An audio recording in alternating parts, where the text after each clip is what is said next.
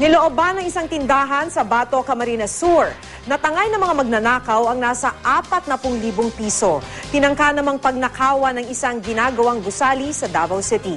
Naaresto ang 4 na hinihinalang magnanakaw, kabilang ang 3 menor de edad. Makibalita tayo kay Jan Bautista ng GMA Davao. Nahuli ang mga lalaking ito na nagtangka umanong magnakaw sa isang ginagawang gusali sa Barangay 9-A Poblacion, Davao City kaninang madaling araw.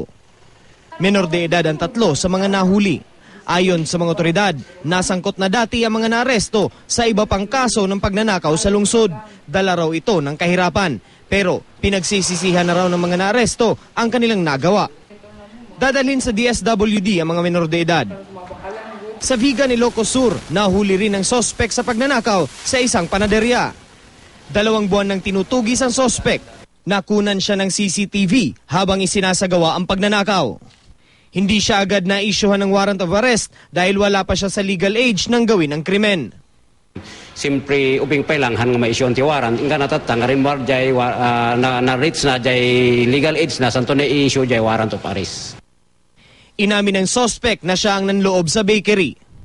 Nilooban naman ang tindahan na ito sa Bato, Camarines Sur. Tinatayang nasa 40,000 piso ang tinangay ng mga magnanakaw.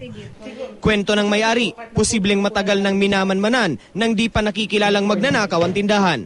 Tila alam daw kasi ang pasikot-sikot nito. John Bautista, Nagbabalita, Pilipinas.